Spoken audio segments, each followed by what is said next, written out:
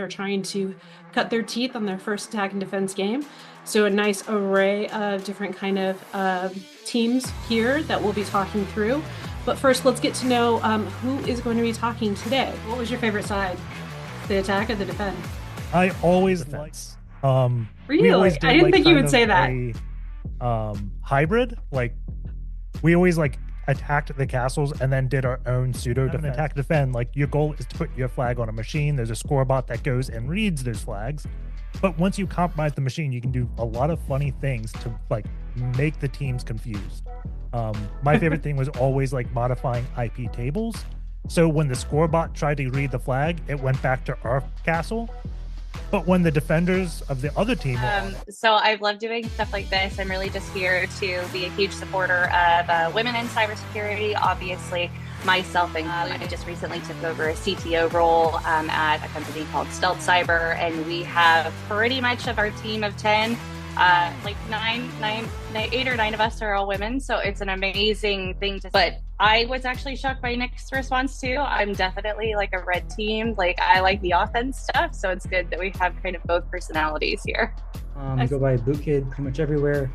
I've been playing CTFs for a long time through college and beyond. And most recently playing on the US Cyber team. And that's what really introduced me to attack defense. I got really excited about all of the tooling that you can build around attack defense and just so many layers of metagame that exist. I've built out this glitch range platform with the goal of bringing attack defense to more people, making it more approachable, and just this is an attack defense style game coming called FOSS style attack defense after one of the common or one of the oldest actually competitions that follows that format. So the format for this game is that every team is given a vuln box, a vulnerable server that they have full control.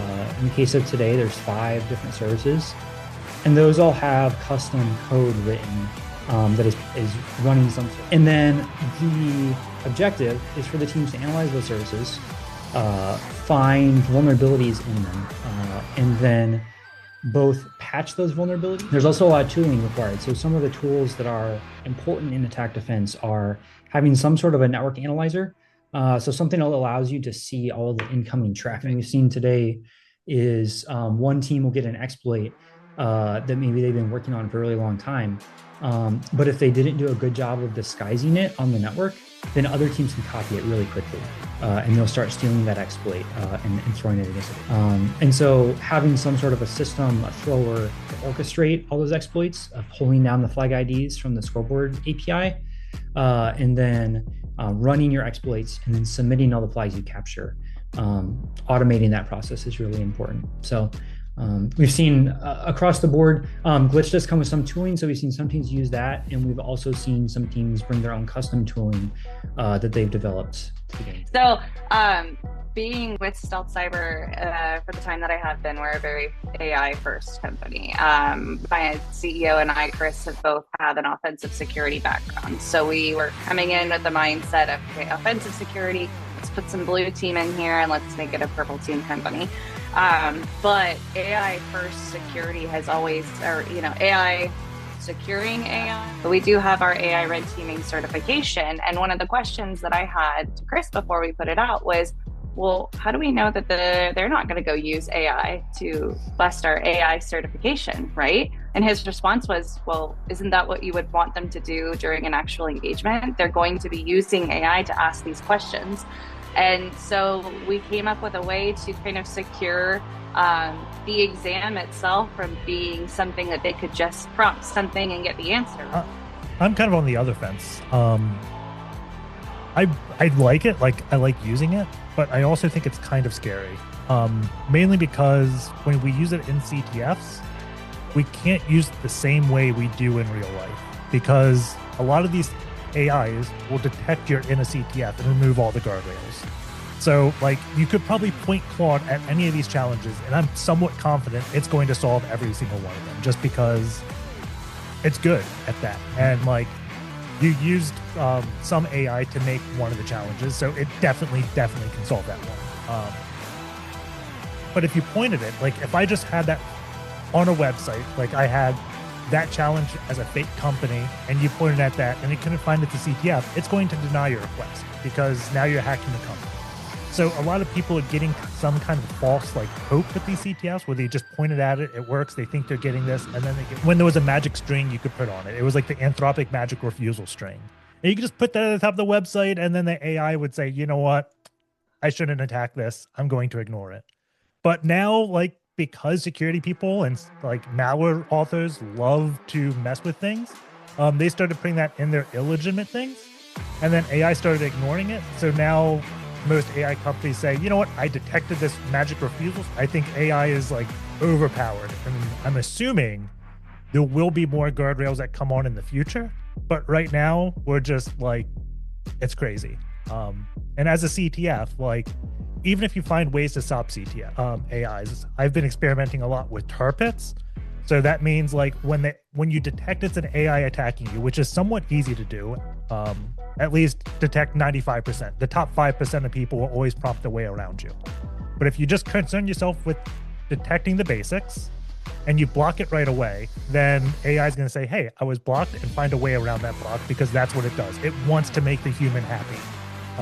So you can't really ever tell the AI to block it. I definitely see both sides of that.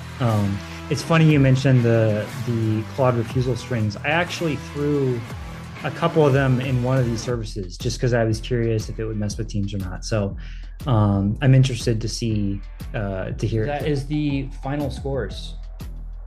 Congratulations to Team Europe, Ultra Seasoned Chef Girls, and the Pipeline for the podium finish there. Absolutely. And Ultra Seasoned Chef Girls were not that far behind Team Europe.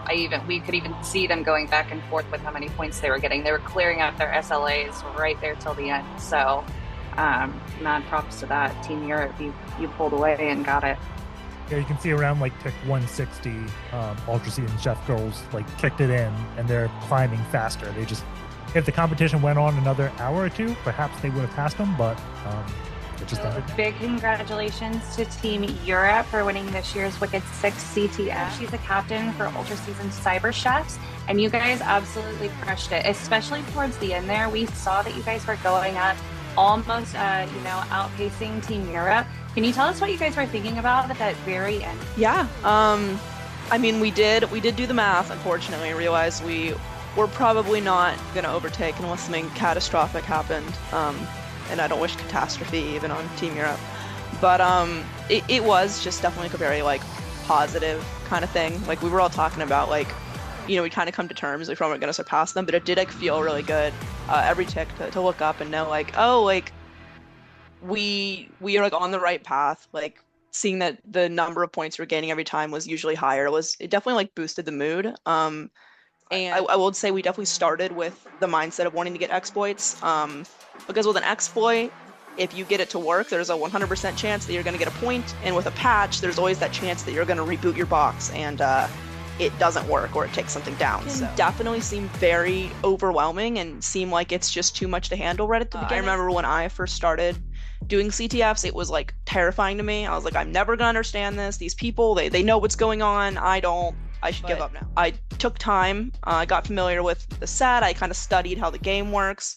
Got familiar with the tools, and once it kind of like clicked, I realized that it's like probably the most fun way to play CTF. So I would really encourage, if you see this and you're like, oh, I can never do that, believe that you can. I did see a lot of teams throwing payloads like this. A lot of teams were doing basic like string blocking on just like blocking the string union or union select and things. I didn't see many teams trying to get around those blocks. So like something that would have bypassed a lot of teams' blocks were if you had just like made the U lowercase or randomized the case of this. It'll still execute, it's valid SQLi, but that would bypass a lot of them. So just something to think about for the future. And then on this service, any of the teams can correct me if I'm wrong, but I don't think anyone tried to exploit the cross-site scripting, which was a checker bot for this. So if you posted or if you send an email to the checker with cross-site scripting, it would execute that JavaScript and you could steal its cookies and log in that way. So another vulnerability there. Thank you again to AWS for being our sponsor. We can't do that without sponsors. And to Women's Society of Cyber Agency, lots of love there as well. So with that completes this year's Wicked 6. Thank you, everybody. Stay wicked.